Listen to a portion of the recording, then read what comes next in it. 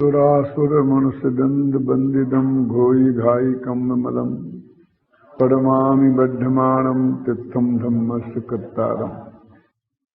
प्रवचन सार परमागम का ज्ञान तत्व प्रज्ञापन पर चर्चा हुई। अब ज्ञेय तत्व प्रज्ञापन की चर्चा चलती है, जिसे आचार्य जयसेन ने सम्यक ज्ञान अधिकार, सम्यक दर्शन अधिकार नाम भी दिया है, जिसे अमृतचंद्र ज्ञेय तत्व प्रज्ञापन कहते हैं। माने इस जगत में जो जानने लायक पदार्थ हैं, उस सभी पदार्थों का वर्णन दो प्रकार से इस ज्ञेय तत्व प्रज्ञापन में करेंगे, एक सामान्य से और एक विशेष से। सामान्य से का मतलब ये है कि प्रत्येक वस्तु का स्वरूप क्या है, वो कैसी है। जो बातें सभी द्रव्यों में एक समान हैं, वो प्रत्येक द्रव्य का जो स्वभाव है वो चर्चा करेंगे सामान्य ज्ञेय तत्व प्रज्ञापन अधिकार में। और जो प्रत्येक द्रव्य में अलग अलग हैं, जैसे जीव का चेतन लक्षण है, धर्म द्रव्य का गति हेतुत्व है, पुद्गल का मूर्तिकपना है, उसका वर्णन करेंगे ज्ञेय तत्व के विशेष अधिकार में। ये जो सामान्य ज्ञेय अधिकार है, ये प्रवचन सार का सर्वाधिक महत्वपूर्ण अंश है, क्योंकि ये स्वरूप जब तक हमारे ख्याल में नहीं आएगा तब तक सम्यक दर्शन की प्राप्ति नहीं हो सकती है। सम्यक दर्शन का विषयभूत जो भगवान आत्मा है, जिसकी चर्चा समय सार में की जाती है, वो भगवान आत्मा भी इस प्रवचन सार के ज्ञेय तत्व प्रज्ञापन की पृष्ठभूमि पर ही समझा जा सकता है।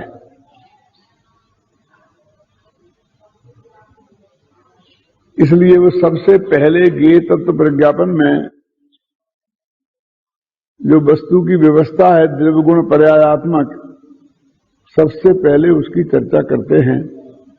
और सबसे पहली गाथा है अत्थो खलु दव्यमयो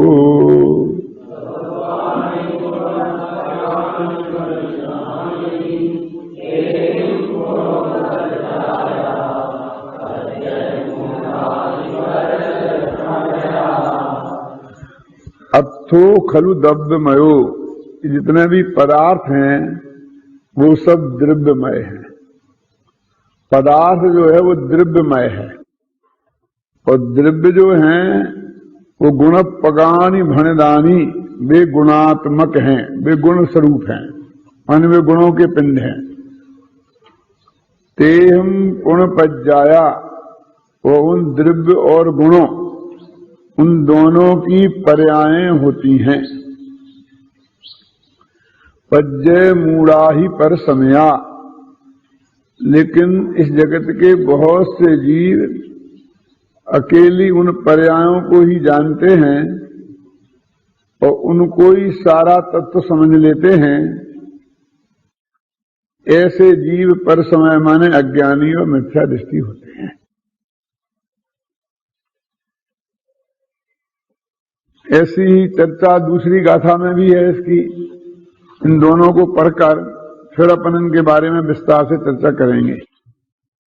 जे पज्जयेषु निर्दा जीवा समय गतिर्दिठा आज सहायम मिठदा ते सग समया मुड़े दब्या।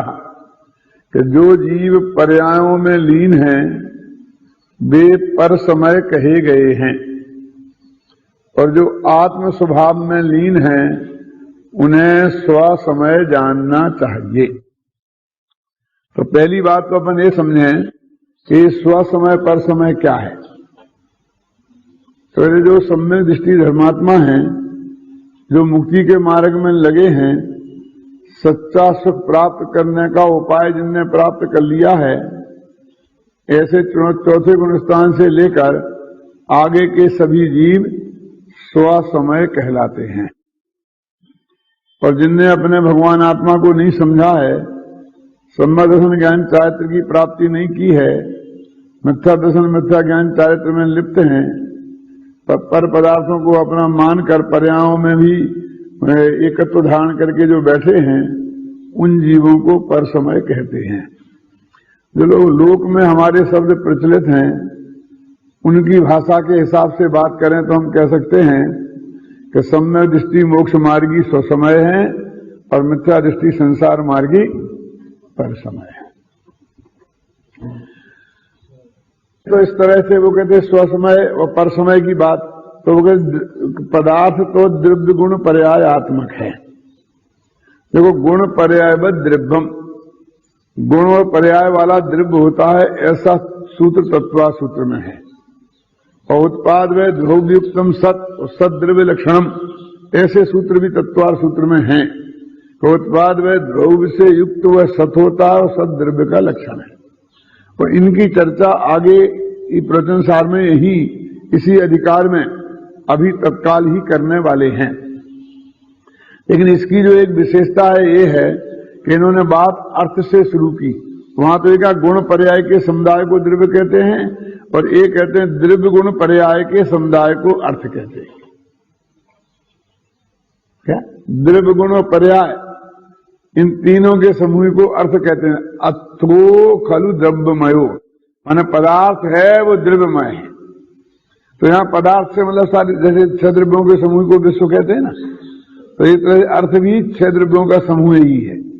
द्रव्यों को ही पदार्थ कहते हैं, वो कहते हैं। और पदार्थ द्रव्यों में गुण होते हैं और द्रव्य और गुणों की पर्यायें होती हैं। और जो द्रव्य को नहीं जानते, वो गुणों को नहीं जानते, तो मात्र पर्यायों को जानकर उसमें ही अपनापन स्थापित कर लेते हैं। वे अज्ञानी हैं, मिथ्या दृष्टि हैं, वे पज्जय मूढ़ हैं, वो पर्याय में एकत्र बुद्धि धारण करने वाले हैं। और वो इसमें ये कहते हैं कि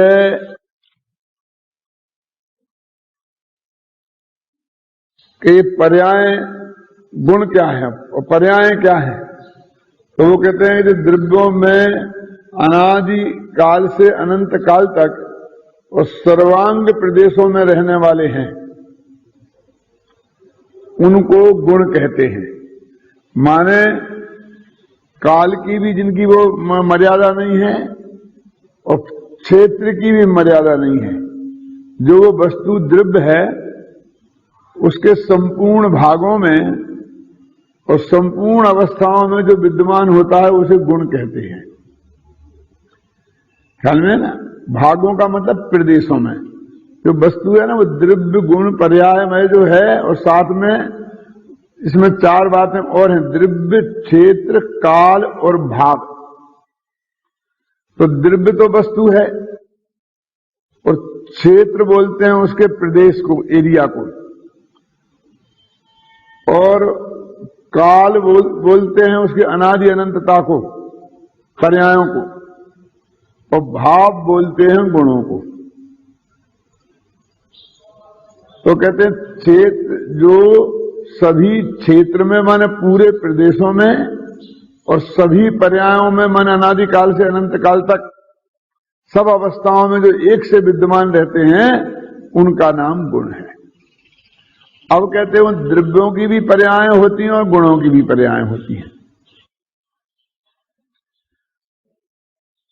द्रव्य पर्याय क्या है और गुण पर्याय क्या है, तो हम तो वैसे तो ऐसा कह सकते हैं सीधा सच्चा कि जैसे ज्ञान गुण है, जानना उसकी पर्याय है। दर्शन गुण है, देखना उसकी पर्याय है। श्रद्धा गुण है, विश्वास करना, श्रद्धान करना उसकी पर्याय है। लेकिन यहां पर ये कह रहे हैं कि वो गुणों की पर्याय होती है ना, तो अनंत गुण है आत्मा में। और जब गुणों का समुदाय द्रव्य है, तो उन सब गुणों की पर्यायों को मिला दो तो वो द्रव्य की पर्याय हो जाएगी। लेकिन द्रव्य की पर्याय की भेद व्यवस्था यहां उन्होंने अलग से की है। ये बहुत समझने की बात है। गुणों की पर्यायों को मिला देने से द्रव्य पर्याय नहीं हो जाती है, ये खास समझने की है। जब गुणों का समुदाय द्रव्य है तो गुणों की पर्यायों का समुदाय द्रव्य पर्याय होगी, ऐसा नहीं है। बल्कि उन्होंने तो ऐसा लिखा है कि दो द्रव्यों की मिली हुई पर्याय, उसको उन्होंने द्रव्य पर्याय कहा है। जैसे मनुष्य देव नार की तो जीव और पुद्गल की मिली हुई पर्याय है, तो उसको उन्होंने कहा एक विभाव व्यंजन पर्याय है अथवा विभाव द्रव्य पर्याय है। और उसके जब दो भेद किए स्वभाव द्रव्य पर्याय, तो अगर दो पुद्गलों की मिलकर बनती ना स्कंद, तो वो भी अनेक द्रव्यों, तो अनेक द्रव्यों की जो मिली हुई पर्याय है उसका नाम द्रव्य पर्याय है। सब गुणों की मिली हुई पर्याय का नाम द्रव्य पर्याय नहीं है। बहुत बारीकी से पढ़ना है तो इसमें पढ़ना, और ये बात आपको ख्याल में आएगी। ये बात मैं आपको इसलिए बता रहा हूं कि आपके ख्याल में नहीं आती है। तो अगर अनेक द्रव्यों की मिली हुई जो अवस्था है उसका नाम द्रव्य पर्याय है, और वो दो प्रकार की है, स्वभाव द्रव्य पर्याय, विभाव द्रव्य पर्याय। तो कहते दो जैसे आपने असमान जाति द्रव्य पर्याय और समान जाति द्रव्य पर्याय ऐसे नाम दिए इस अनुसार में। तो जो असमान जाति द्रव्य पर्याय है, माने दो द्रव्य ऐसे हों जो एक सी जाति के नहीं हों। जीव है चेतन जाति का और पुद्गल है जड़ जाति का, और उन दोनों की मिली हुई पर्याय का नाम हम मनुष्य पर्याय, देव पर्याय कहते हैं ना। तो इसको बोलते हैं असमान जातीय द्रव्य पर्याय।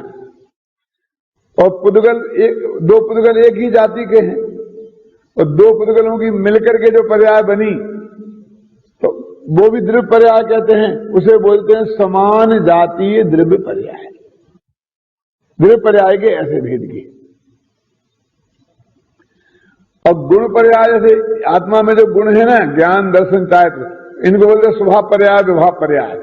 तो जैसा गुण है, गुण का स्वभाव है, उसी रूप में उसका विकास होना। जैसे आत्मा का स्वभाव सर्वज्ञत्व है, केवल ज्ञान है, मतलब पूर्ण जानना है। कोई पदार्थ ऐसा नहीं हो कि जो उसे पूर्ण रूप से वो नहीं जाने, इसलिए केवल ज्ञान उसकी स्वभाव पर्याय है। और मति ज्ञान वो विभाव पर्याय है। मति ज्ञान विभाव पर्याय क्यों है? क्यों आत्मा का स्वभाव अकेले कुछ को जानना हो, कुछ को जानना नहीं हो, सबको जानना है, और वो सबको नहीं जानता है, इसलिए वो विभाव पर्याय है। तो गुण पर्याय अपने द्रव्य के भीतर ही होती है और अपने एक एक गुण की होती है, और द्रव्य पर्याय एक द्रव्य के बाहर की बात है। ये वास्तव में जो अपना असद्भुत व्यवहार का विषय जिसे अपन कहते हैं, जैसे दो प्रकार का व्यवहार बताया था ना, एक सद्भुत एक असद्भुत। तो अपने ही अंदर भेद करना वो सद्भुत व्यवहार, और दो द्रव्यों की मिलावट की बात करना वो असद्भुत व्यवहार। तो ये असद्भुत व्यवहार वाला विषय है। ये कौन सा द्रव्य पर्याय जिसे अपन कहते हैं। और अनादिकाल से इस आत्मा ने यदि एकत्व बुद्धि की है तो ज्यादातर इस द्रव्य पर्याय में, जो असमान जाति द्रव्य पर्याय है, टोडरमल जी ने मोक्ष प्रकाश उसमें लिखा, सम्यक ज्ञान चंद्रिका की प्रस्तावना अपना प्रशस्ति में लिखा, सो असमान जाति पर्याय है ना। कौन? मैं आत्म अरु पुद्गल खंड और मिलके भयो परस्पर बंध, सो असमान जाति पर्याय।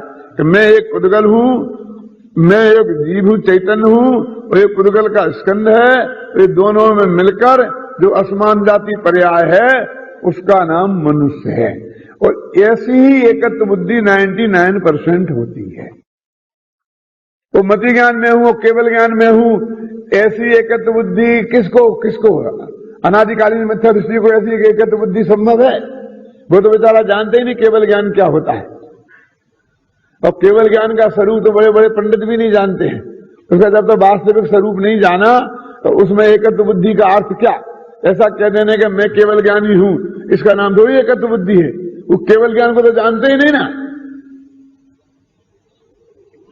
तो 99% समस्या तो पज्जय मूढ़ा और परसमया में वो असमान जाति द्रव्य पर्याय के साथ है।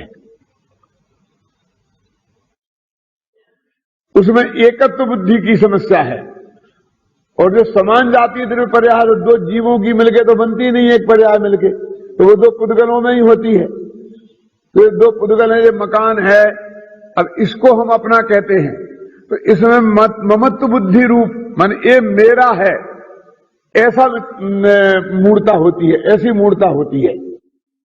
और देह मनुष्य के ये शरीर में मैं ये हूं, मान एकत्व बुद्धि रूप मूर्ता होती है। तो पज्जय मूढ़ा ही परसमया, ये जो चर्चा इन गाथाओं में है वो विशेषकर असमान जाति द्रव्य पर्याय को लेकर है, अथवा समान जाति द्रव्य पर्याय जो है ना, माने द्रव्य पर्याय को लेकर है। और इसलिए अपने सारे आगम में देह जीव को एक गणे बहिरातम तत्व मुदा है, ये सारी जो चर्चा आई है, ये इस बात का उल्लेख करना मैं इसलिए यहां आवश्यक समझ रहा हूं विशेषकर कि हमारे बहुत भाई मुमुक्षु भाई विद्वान जब पज्जय मूढ़ा ही परसमया की बात करते हैं तो एकदम केवल ज्ञान पर्याय है और उसमें अपनापन माना स्थापित कर दिया, वे पर्याय मूढ़ हैं, वहां से ही बात कर रहे हो। सर्वगुणी हानि वृद्धि वाली पर्याय को बोलते हैं।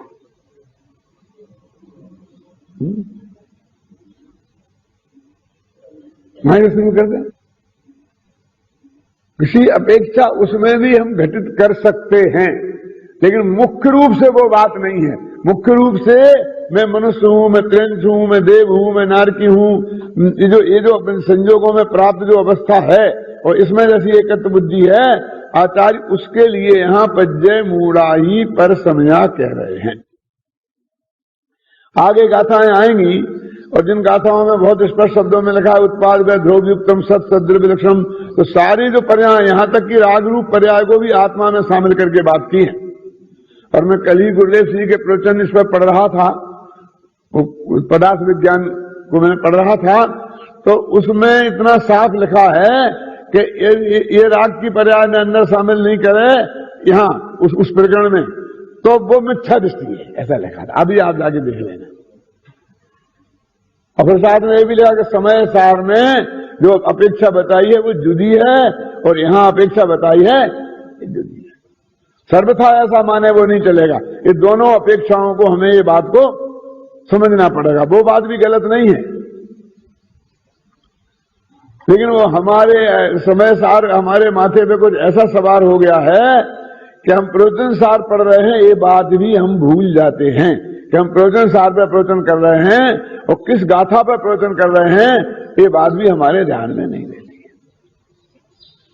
क्या यहां कहते पदार्थ जो है वो द्रव्यात्मक है, द्रव्य जो है वो गुणात्मक है, और द्रव्य और गुणों दोनों की पर्याय होती हैं, और उन पर्यायों में अकेली पर्यायों में एकत्व बुद्धि कर लेना, उसका नाम पज्जय मूढ़ है। जो द्रव्य को जाने साथ में और साथ में पर्याय को भी जाने और उनकी भिन्नता को भी जाने, तो उसका नाम पर्याय मूढ़ नहीं है। ख्याल में ना? तो इस तरह से इनमें दोनों में ही पर्यायों का स्वरूप बताया हुआ है। अब अपने 95वीं गाथा पर जाते हैं, जहां पर कहते हैं कि द्रव्य का वास्तविक स्वरूप क्या है, क्योंकि उन्होंने कहा ना कि द्रव्य गुण और पर्याय बाला ही वास्तव में अर्थ माने पदार्थ है। तो अब इसमें द्रव्य का स्वरूप बताया है, अपरिचित सहावे नुपाद वेधुबत्त संबत्तम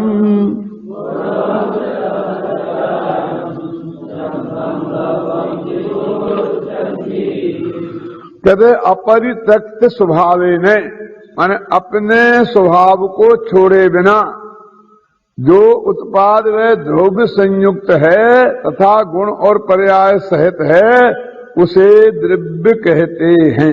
ये द्रव्य की परिभाषा है। देखो तत्वा सूत्र में जो बात बताई थी ना कि गुण पर्याय व द्रव्यम और उत्पाद व द्रव्युक्तम सत सद्रव्य लक्षणम, जो 3 सूत्रों में द्रव्य की परिभाषा बताई है वो एक ही गाथा में वो तीनों बातें इसमें ले ली हैं।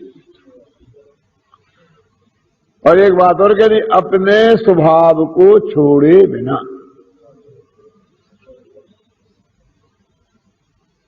क्या ना, इतनी बात और ले ली है। तो अपने स्वभाव को छोड़े बिना इसका क्या अर्थ है? क्या ठीक है ना, इससे क्या कहना चाहते हैं? वस्तु द्रव्य गुण पर्यायात्मक है, तो फिर अपने स्वभाव को छोड़े बिना, ये इसका जो अर्थ है जो अम्बचंद्राचार्य ने किया है, जयसेनाचार्य ने किया है, वो बहुत समझने लायक है और बहुत मार्मिक है। वो ये कहते हैं कि द्रव्य का लक्षण तो सत है। अब वो जो सत है, जिसे हम सत्ता बोलते हैं, अस्तित्व बोलते हैं, वो अस्तित्व जो लक्षण है वो द्रव्य का लक्षण है। और द्रव्य तो अनंतानंत है, अनंत तो जीव हैं, उसके अनंतानंत पुद्गल हैं। धर्म द्रव्य एक, अधर्म द्रव्य एक, आकाश द्रव्य एक और असंख्यात काल द्रव्य, ये सब में घटित होता है। जो द्रव्य का लक्षण है वो तो सब में घटित होता है। तो क्या सब मिलके एक द्रव्य है? तो वो कहते हैं अस्तित्व माने सत्ता। सत्ता 2 प्रकार की होती है, अथवा अस्तित्व 2 प्रकार का होता है। सत्ता 2 प्रकार की होती है, तो बोलते महासत्ता और अवांतर सत्ता। और अस्तित्व 2 प्रकार का होता है, तो बोलते सादृश्य अस्तित्व और स्वरूपास्तित्व। तो महासत्ता का नाम है सादृश्य अस्तित्व और अवांतर सत्ता का नाम है स्वरूपास्तित्व। तो ये लिखा ना, अपरित्यक्त स्वभावे ने, माने स्वभाव को छोड़े बिना। तो ये कह रहे हैं कि स्वरूपास्तित्व को छोड़े बिना, जो सादृश्य अस्तित्व में शामिल है उसकी बात कर रहे हैं। वो उत्पाद व द्रव्य से युक्त है, गुण पर्याय वाला है, और उसे द्रव्य कहते हैं। क्या? अब उत्पाद व द्रव्य से युक्त और गुण पर्याय वाला है, इसकी चर्चा जरा बाद में करेंगे। लेकिन इस स्वरूपास्तित्व को छोड़े बिना सादृश्य अस्तित्व में शामिल है, उसको द्रव्य कहते हैं। ये इसका क्या अर्थ है? ये शायद इसकी व्याख्या बहुत कम की जाती है।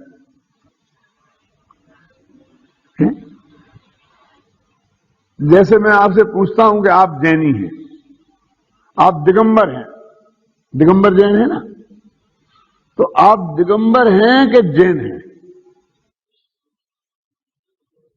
बोलो बोलो। आपको एक जैन समाज का संगठन बनाया, तो उस संगठन का सदस्य आपको बनना है। और एक दिगंबर जैन समाज का संगठन बनाया, एक श्वेतांबर जैन समाज का संगठन बनाया, तो हमने दिगंबर जैन समाज के संगठन में हम शामिल हो गए, है ना। अब वो जो बड़ा संगठन बनाया दिगंबर श्वेतांबर का मिला करके जैनों का, यदि वो ऐसा कहें कि भाई यदि तुम इस जैन संगठन के सदस्य बनना चाहते हो तो दिगंबर संगठन का तुम्हें को सदस्यता छोड़नी पड़ेगी। ये दो बातें नहीं चलेंगी कि तुम दिगंबर जैन भी रहो, जैन भी रहो। क्यों? जैन सोशल ग्रुप में शामिल होना है तो दिगंबर जैन सोशल ग्रुप के सदस्य नहीं रह सकते हो। यदि ऐसा अनिवार्य कोई लगाए तो मैं पूछता हूं कि आप किस में शामिल होंगे? 2 में से दिगंबर जैन में होंगे। क्या हमको ऐसा जैन नहीं बनना है कि जिसमें हमारे दिगंबरत्व की पहचान समाप्त होती हो। क्यों? कि आपको महासत्ता में शामिल होना है, सादृश्य अस्तित्व में शामिल होना है, तो तुमको ये स्वरूपास्तित्व ये छोड़ना पड़ेगा। क्यों? तो कहते हैं कि नहीं भाई साहब, हमें ऐसा शामिल नहीं होना। तो ये कहते हैं कि स्वरूप को के अस्तित्व को छोड़े बिना और हम महासत्ता में शामिल हैं, ऐसा सादृश्य अस्तित्व जैन धर्म को स्वीकार है। क्या मानना जी? है ना माल? है? क्या? अपरित्यक्त स्वभावे ने, अपने स्वभाव को छोड़े बिना, माने आत्मा का ज्ञान स्वभाव, पुद्गल का मूर्तिक बना स्वभाव है। तो ये कहते एक छोड़े बिना, और हम में उत्पाद व ध्रुव भी है और हम गुण पर्याय वाले भी हैं, इसलिए हम चेतन होकर के भी द्रव्य हैं। इसको बोलते हैं वो महासत्ता वाली बात है ना, अपरित्यक्त स्वभावे ने, कि जिसने अपने स्वरूप अस्तित्व को छोड़ा नहीं है और जो महा अस्तित्व में शामिल हो गया है। ये बहुत बड़ी समस्या है, क्योंकि अपने हम तो जगत में एक परमात्मा है और हम सब उसके अंश हैं, है ना, हम तो सारे इस सृष्टि के एक अंश हैं। तो ऐसे हम किसी महासत्ता के अंश हैं, ये बात सही है, महासत्ता के हम अंश हैं, लेकिन अपने स्वरूप अस्तित्व को छोड़े बिना। मैं अपने स्वरूप अस्तित्व में शामिल हूं और सादृश अस्तित्व में भी शामिल हूं। माने उत्पाद व द्रव्य नामक गुण भी हम में हैं और गुण पर्याय वाले भी हम हैं। ऐसा स्वरूप में सादृश अस्तित्व, माने गुण पर्याय वाले तुम भी और हम भी हैं, दोनों का अस्तित्व समान है। आप भी अनंत गुण वाले हो और मैं भी अनंत गुण वाला हूं, पुद्गल भी अनंत गुण वाला है, और आप में भी पर्याय होते हैं, गुणों की पर्याय है, द्रव्य की पर्याय है, और हम में भी गुण और द्रव्य पर्याय हैं। एक गुण पर्याय व द्रव्यम, और आप में भी उत्पाद व ध्रुव है और हम में भी उत्पाद व ध्रुव है। ये उत्पाद व ध्रुव की विशेष चर्चा थोड़ी आगे करेंगे, अभी तो इतनी बात है। तो हम इस मामले में समान हैं क्या, कि हम भी गुण पर्याय वाले हैं और तुम भी गुण पर्याय वाले हो, और हम भी उत्पाद व ध्रुव वाले हैं और तुम भी उत्पाद व ध्रुव वाले हो। इन बातों में हम और तुम एक से हैं, और एक से हैं, इसलिए इस अस्तित्व का नाम क्या है, सादृश्य अस्तित्व। सादृश्य माने एक से होना। अब ये सादृश्य अस्तित्व को एक से होने को भी दुनिया में एक हैं ऐसा व्यवहार किया जाता है। हम सब जैन एक हैं, कहना तो है एक से हैं, हमें भी जैनत्व की श्रद्धा है, तुम में भी जैनत्व की श्रद्धा है। कहना तो चाहते हम ऐसा है कि एक से है तो वो सादृश्य अस्तित्व, लेकिन लोक में एक हैं ऐसी भाषा कही जाती है, क्योंकि हमें एक से में थोड़ी फूट सी नजर आती है, और एक कहने में एकदम मजबूती से एकता नजर आती है। तो ये एकता के लोभी लोग क्यों हैं, कोई एक से को भी एक कहते हैं। लेकिन हमें अपने ज्ञान में समझ लेना चाहिए कि जो एक, हम सब जैन एक हैं, हम भारतीय एक हैं, ये सब सादृश्य अस्तित्व की अपेक्षा से बात कही जा रही है। अब कोई कहेगा जी तुम एक ही हो ना, तो हम में शामिल हो जाओ ना, फिर काहे को अलग अलग ये झंडा लिए फिरते हो, क्यों? हम सब भारतीय एक है ना, तो तुम जैनी क्यों, जैन मंदिर अलग क्यों? कहने साहब नहीं चलेगा। ये सब जैन एक हैं तो दिगंबर फिगंबर का चक्कर क्यों लगा रखा है? सब दिगंबर एक हैं तो मुमुक्षु का चक्कर क्यों लगा रखा है? क्यों? ये हम सब एक ही हैं तो फिर ये क्यों कि साहब हम बिल्कुल सादृश्य अस्तित्व की अपेक्षा से एक हैं, और स्वरूपास्तित्व की अपेक्षा से तो हमारे द्रव्य गुण पर्याय के बाहर हम किसी से भी एक नहीं हैं। उस सादृश्य अस्तित्व का जो कथन जिनगागम में किया गया है वो स्वरूपास्तित्व का को छोड़े बिना है, और हमने उसे छोड़कर उसके साथ में एकत्व स्थापित कर लिया है। इसी का नाम मिथ्या दर्शन है, उसका नाम है पज्जय मूढ़ाही पर समय। वास्तव में पर्याय कहते हैं ना उसे, वो पर के साथ एकत्व है, वो वास्तव में पर्याय की मुख्यता नहीं है उसमें देवेंद्र बाबू। क्यों? वो असमान जाति पर्याय की बात है वहां। तो मनुष्य में जब बात कहता हूं तो अकेले जीव ही द्रव्य गुण पर्याय थोड़ी है वहां तो पुद्गल भी है ना, और उसके द्रव्य गुण पर्याय भी शामिल हैं। तो ये पर से एकत्व वाला चक्कर है,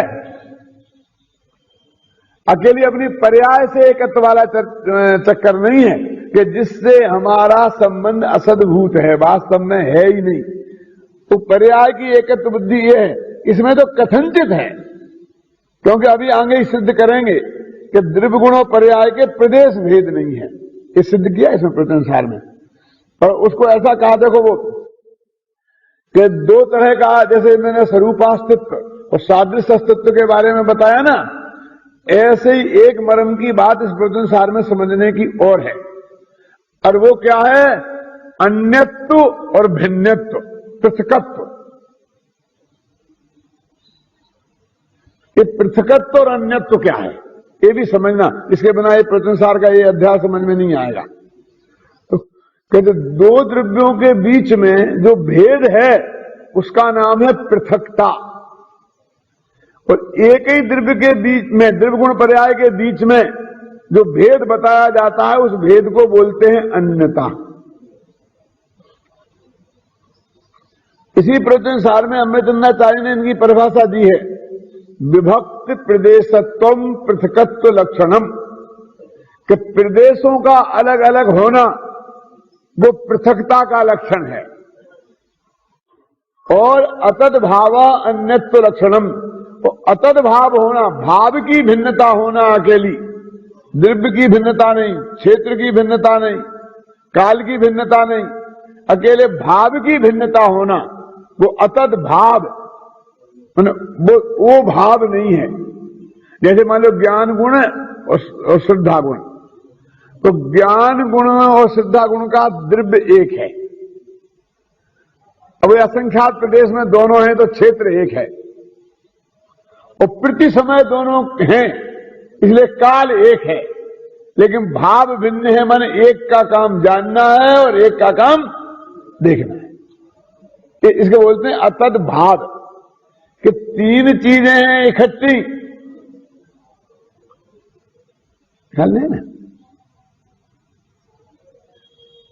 जैसे अपन ये कहते हैं ना कि ये हमारे पड़ोसी है, तो एक कहने का भाई है, हम भाई भाई, मुंह बोला भाई है, भाई बोलते हैं इसे, ना मतलब इसके माँ बाप और हमारे माँ बाप एक हैं, ना बाल बच्चे एक हैं, ना मामा मामी एक हैं, और ये मेरा सगा भाई है। ये सगा भाई और ये भाई में क्या फर्क हुआ कि जिनके माँ बाप एक हों, भाई बहन एक हों, मामा मामी एक हों, भूआ फूफा एक हों, क्यों, यहां तक कि घर एक हो तो उसे बोलते हैं हम सगा भाई। और इनमें से सब जुदे जुदे हैं तो वो कहेंगे कहने का भाई, मैं असली भाई है ही नहीं। वो कहने की बहन और ये सगी बहन, वो कहने की बहन से कल हमारी शादी हो जाएगी तो पत्नी हो जाएगी, लेकिन सगी बहन से हम कल्पना भी नहीं कर सकते इस बात की।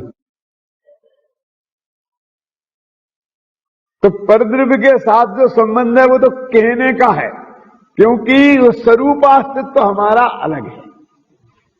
देखो द्रव्य गुण पर्याय में जिनमें अतद भाव होता है उनका स्वरूपास्तित्व एक होता है, अलग अलग नहीं होता है। बड़े ज्यादा ध्यान से सुनना, क्या खबर जी, स्वरूपास्तित्व जिनका एक होता है, अलग अलग नहीं होता है, उनमें होता है अतद भाव।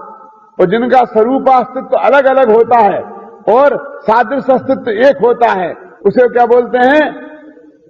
पृथकत्व। ये जो भिन्न जो शब्द है ये हम दोनों के लिए उपयोग कर लेते हैं। काय के लिए? द्विगुण पर्याय में जो भेद है उसको भी भिन्नता कह देते हैं, और जो दो द्रव्यों के बीच में भेद है उसे भी भिन्नता कह देते हैं। लेकिन अंतर है, आत्मा और राग अन्य अन्य है, आत्मा और ज्ञान अन्य अन्य है, और आत्मा और देह पृथक पृथक है। हम भिन्न शब्द का प्रयोग दोनों के लिए कर लेते हैं कि आत्मा और राग भिन्न भिन्न है और आत्मा और देह भिन्न भिन्न है। लेकिन ये भिन्न भिन्न में दो अलग अलग अर्थ हैं, एक पृथकता के अर्थ में और एक अपृथकता के अर्थ में। तो कहते हैं अतद भाव के अर्थ में।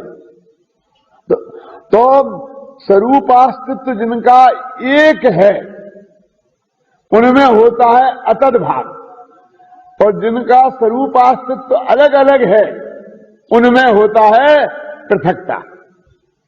तो यहां पर मुख्य रूप से उन पर्यायों की बात है कि जिनका स्वरूप अस्तित्व भी अपने से अलग है। तो मनुष्य पर्याय से वो मिक्सचर है ना, परद्रव्य की बात है ना,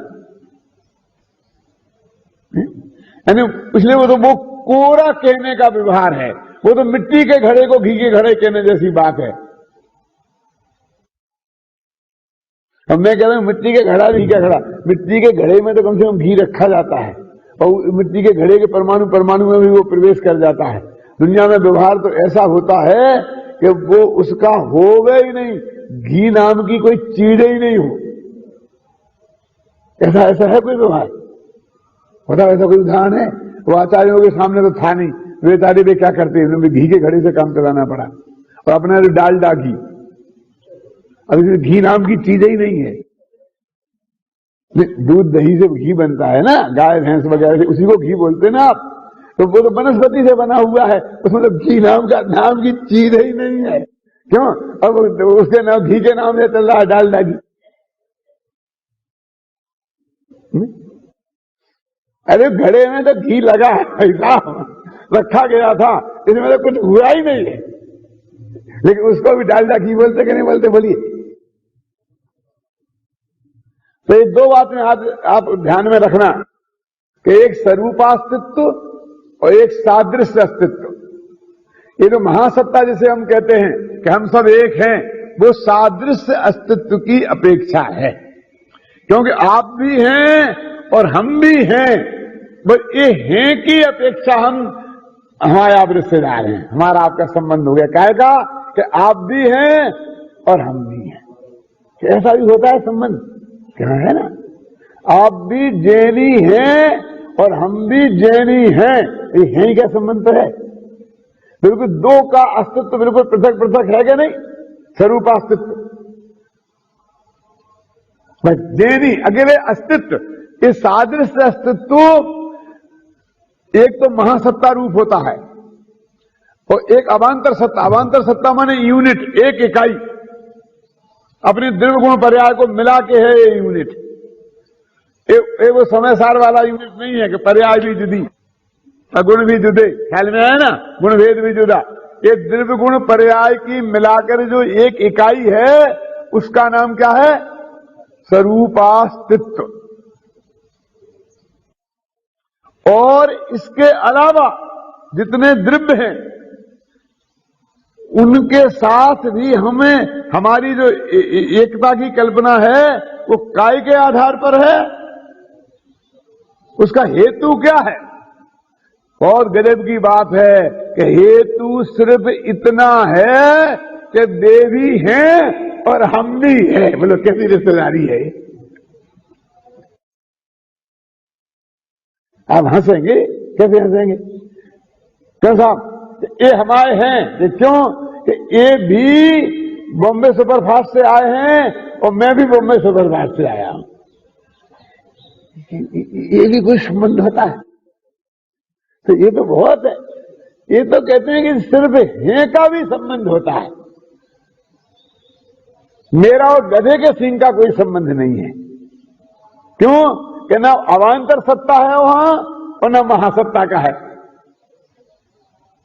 समझ में आ गया कि नहीं है? क्योंकि वो नहीं है और मैं हूं, इसलिए वो मेरे से जुड़ा है। और कहते हैं कि तुम भी हो और मैं भी हूं। भाई ये है का संबंध हमारा और आपका है। अब ये कहते हैं के संबंध के आधार पर स्वरूपास्तित्व को भूलकर, ध्यान से सुनना, और ऐसे संबंध के आधार पर किसी पर से अपनापन स्थापित कर लिया, इसका नाम है मिथ्या दर्शन। तो इसलिए हम उसका संबंध ही छोड़ दें कि वो हमारा कुछ भी नहीं है, इसका नाम भी है मिथ्या दर्शन। क्या कह रहे? समय सार में ये बताया है कि उस सादृश्य सत्ता के आधार पर स्वरूपास्तित्व की को भूलकर संबंध स्थापित कर लेना वो मिथ्यात्व है। और प्रवचन सार में ये बताया है कि उससे मिथ्यात्व ना हो जाए इस डर के मारे वो महासत्ता वाला जो फैक्ट है उससे भी इंकार कर देना, उसका नाम भी मिथ्या दर्शन ही है, क्योंकि वो भी एक संबंध है। हाँ बलंत जी साहब, मैंने आपसे इतना समय लिया ना, तो माल देने के लिए लिया है। मुझे जरूरत पड़ेगी तो फिर भी लूंगा, घबराना नहीं, क्योंकि मैं स्टडी किए बिना जो मैं आपको कहना चाहता हूं मैं अब नहीं कहूंगा। ख्याल में है ना। अब देखिए इसका क्या चक्कर है कि वो जो महासत्ता है, जिसे सादृश्य अस्तित्व बोलते हैं, वो महासत्ता से लेकर और अवांतर सत्ता के बीच में अनंत सत्ताएं हैं। क्या मतलब? इस अस्तित्व के आधार पर हम सब एक हैं ना, महासत्ता के आधार पर। फिर हम बीच में फिर कहेंगे हम सब मनुष्य हैं। वो तो सब काय के आधार पर कहा था, हैं के आधार पर। फिर हम कहें सब जीव हैं, सब ज्ञानानंद स्वभावी हूं, तो ये भी महासत्ता कहलाएगी। ये भी सादृश्य अस्तित्व कहलाएगा, सब जीवों की समानता वाला। क्योंकि अवांतर सत्ता तो अपने द्रव्य गुण पर्याय के बाहर नहीं बढ़ती है, और महासत्ता सबको शामिल करती है। तो उसके बीच में लाखों सत्ताएं हैं। जो संग्रह नय और व्यवहार नय से की बात है, संग्रह नय है ना, वो तो महासत्ता को पकड़ता है, शुद्ध संग्रह नय। क्या शुद्ध संग्रह नय महासत्ता को पकड़ता है, और समझ लो विस्तृत में अकेली सत्ता को पकड़ता है, और बीच में व्यवहार में संग्रह व्यवहार आता है ना, नहीं कम संग्रह व्यवहार, वो व्यवहार महासत्ता से अवांतर सत्ता तक लाता है, और अवांतर सत्ता से महासत्ता तक ले जाता है। क्या मतलब? फिर उसमें अवांतर महासत्ता में भेद कर देता है, तो उसे अशुद्ध महासत्ता बोलते हैं। कैसे अशुद्ध महासत्ता? जैसे अपने कहा हम सब हैं के आधार पर तो ये शुद्ध महासत्ता होगी, ये सब एक हो गए सन्मात्र। अब फिर कहते हैं चेतन, तो ये चेतनता भी महासत्ता का भेद है, क्यों अवांतर सत्ता नहीं है, क्योंकि चेतनता सब जीवों में है, और जबकि दो जीवों में सत्ता अलग अलग है। मेरी चेतनता अलग है, तुम्हारी चेतनता अलग है, तो अवांतर सत्ता तक तो आए नहीं हम। तो ये जीवत्व की पहचान हुई, वो द्रव्यत्व की पहचान हुई, और जीवत्व की पहचान हुई। ये मेरी पहचान नहीं है, जीवत्व मेरी पहचान नहीं है। क्या समझ में आया? ये तो अनंत जीवों को लपेटती है। आपके ख्याल में आ गई ना? तो फिर जीव से लेकर मनुष्य पे आए, तो इन्हें देवों को नारकियों को तो अलग किया, लेकिन मनुष्य भी तो 29 अंक प्रमाण है, इतनों को लपेट लिया, इसलिए शुद्ध नहीं है। ये अशुद्ध महासत्ता है, अवांतर सत्ता तो है ही नहीं। तो जब आते आते हम अपने द्रव्यगुण पर्याय तक आ जाएं, जिसे कि गुरुदेव श्री प्रमाण का द्रव्य कहते थे,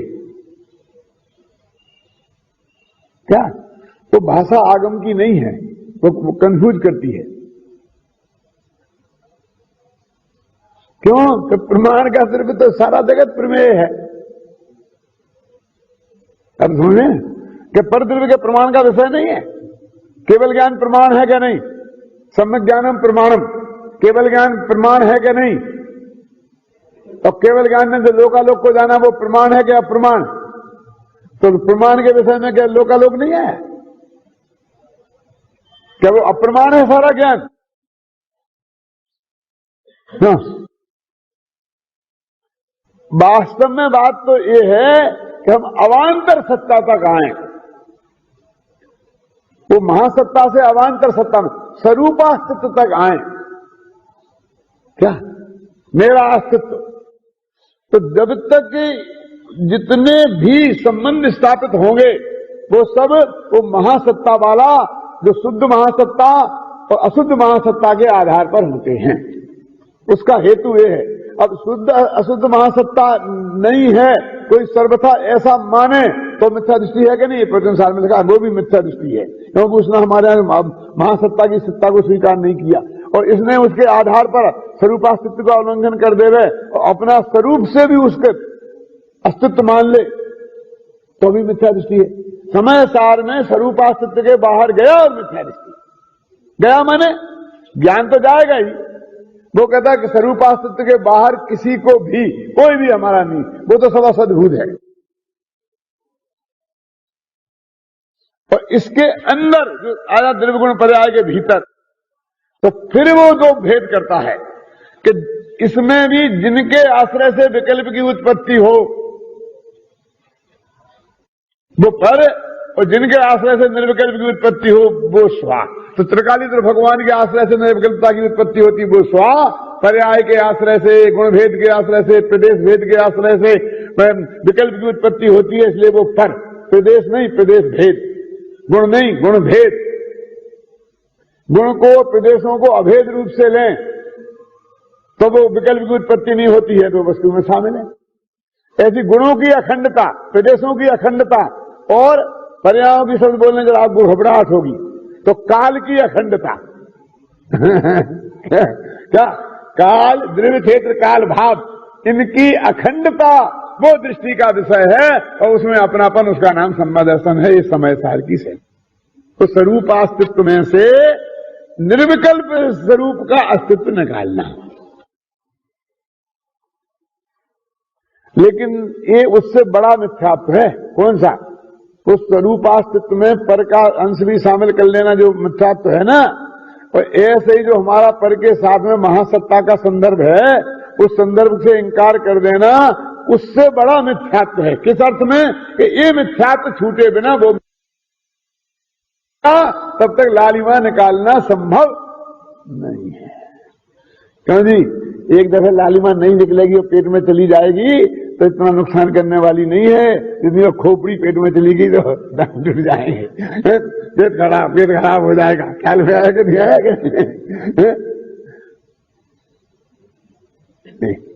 तो दो बातें हो गई। कौन सा? कि एक महासत्ता और एक अवान्तर सत्ता, और एक दूसरी बात ये हो गई कि वो जो क्या है, क्या बोला था, वो अन्यत्व और भिन्नत्व, पृथकत्व, समझे ना? तो कहते हैं कि ये दो द्रव्यों के बीच में पृथकता है, ये स्वरूपास्तित्व की उपेक्षा है।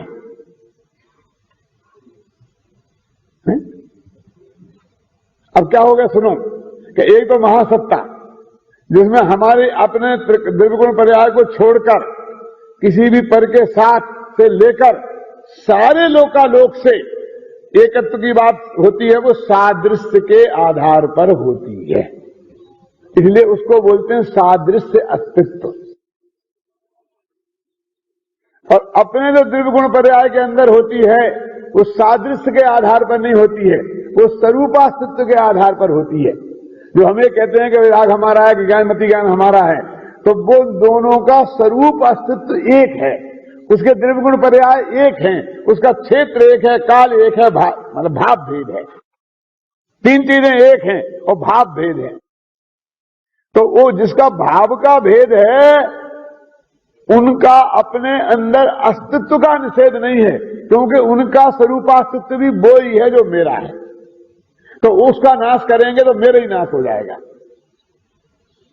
तो क्या कहते हैं, वो भाव का जो भेद है, ध्यान से सुनना दादा, वो भाव का भेद दृष्टि में खड़ा रहता है तो विकल्प की उत्पत्ति होती है।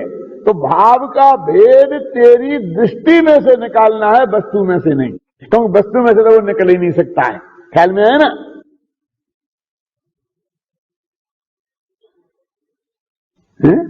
ये पर से जो है एक तो तोड़ना ही है, बिल्कुल वस्तु में से ही निकालना है। वस्तु में है ही नहीं, निकालना क्या है ऐसा जानना है। अब वो वस्तु में से निकलनी है इतना समझना है, लेकिन वो विकल्प खड़ा की उत्पत्ति होती है। ख्याल में है ना? इसलिए उसकी बात वो करनी है। एक तो ऐसा अवक्ष है जो जिसमें मुंह में भी नहीं देना, और एक ऐसा मुंह में दे लिया, खा लिया तो पेट के अंदर उतार लो, फिर मुंह में कुल्ला कर लो। तो मुंह में उससे भी जूठा रहेगा तो जिनवाणी नहीं छू सकते हो। ये अभक्त तो पेट में जाएगा तो जिनवाणी नहीं छू सकते हो, लेकिन एक पदार्थ पेट में रहेगा तो जिनवाणी छू सकते हो, लेकिन वो मुंह में नहीं देना चाहिए। समझ में आया कि नहीं आया? दोनों का उदाहरण ख्याल में आई कि नहीं बात? मुंह में तो 100 वक्त है जिनवाणी पढ़ने के लिए। अटपहरा घी का हलवा बना हुआ मुंह में रखा हो, जिनवाणी पढ़ो, ये नहीं चलेगा। मंदिर में आओ, ये नहीं चलेगा, कि वो तो भक्त है, जो पेट में रखे वो चलेगा। लेकिन ये मांस मुद्रा ये तो पेट में भी होगा तो तू मंदिर में आने के काबिल नहीं है, तू निर्वाणी सुनने के काबिल नहीं है। कर भी लेगा तो उसका लाभ तेरे को प्राप्त होगा। ऐसा फर्क है दोनों का। रूपास्तित्व, सादृश्यस्तित्व और अतद्भाव और क्या पृथकता, इन दोनों में फर्क है। तो यहां जो पज्जे मूड़ा की बात है वो हम अकेले उन्हीं में बस केवल ज्ञान, राग से भी नहीं। अपने बहुत स्पष्ट शब्दों में लिखा है कि वरुणादि अनुरागादि ते निज भाव को न्यारा किया। और ये कहां लिखा है? मुनि धर्म के वर्णन में। और उसके बाद में सीधा मोक्ष में पहुंचा दिया उन्हें। उन्हें जरूरत नहीं पड़ी केवल ज्ञान से, फिर तो बता ही नहीं और मोक्ष में कहीं चला जाएगा। देखा कि नहीं लिखा? क्या देखा कि नहीं? वरुणादि अनुरागादि ते निज भाव को न्यारा किया। इधर हिंदी के पंडित की बात है। वर्णाद्यावा राग मोहादयोवा सर्वे भावा भिन्न एवास्य पुंसा, के वर्णादि और रागादि ये सभी भाव एस पुंसा, इस भगवान आत्मा से भिन्न एक भिन्न ही है। कितना स्पष्ट शब्दों में लिखा है। अब धारा को देखो, 1,00,000 जगह ये निकलेगा पर एक आध जगह वो बात भी निकलेगी। वो भी है ना निर्वाणी में, मना कौन करता है? क्योंकि उनके लक्ष्य के भेद से लक्ष्य आत्मा ज्ञान की उत्पत्ति नहीं होती, इसलिए वो भी बात है। लेकिन तुमने वो एक ही एक हो गई है तो ये दूसरी गायब ही हो गई है, ये कोई जैसे बात ही नहीं रही है। अरे सीधा देह से भेद विज्ञान हो गए सीधा, और आत्मा में केवल ज्ञान हो जाता है। विकल्प में राग से भेद विज्ञान भी नहीं आया तो चले, क्या करे? हुआ ना सिद्धभूति मुनि को। क्या उदाहरण है आपके सामने?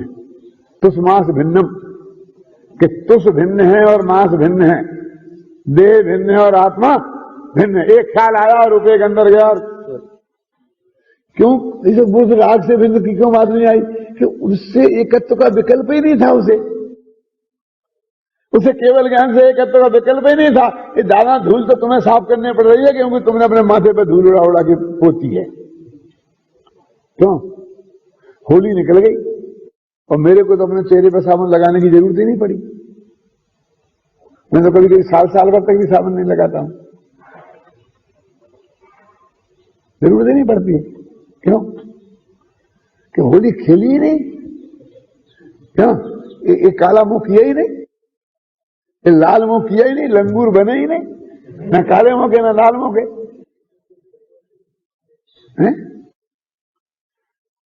अन्ना जी ने बहुत खुशी मनाई मेरे को कि अगली साल तो आप थे और आपने बहुत प्रयत्न पूर्वक होली को शुद्ध पवित्र रखा था, और अब की बार तो आपके बिना ही पवित्र होली रह गई। किसी के मन में विकल्प भी नहीं आया, विद्यार्थियों के मन में भी विकल्प नहीं आया कि कोई गंदी मंदी होली मोली खेला खेली करें कोई। क्यों?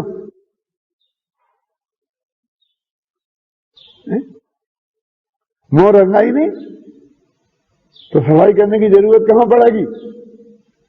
ऐसे तुष्मासम घोषणतम वाले में कोई ज्यादा घबराहट चाहिए ही नहीं थी।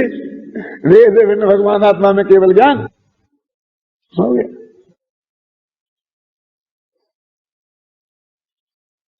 ख्याल में है ना?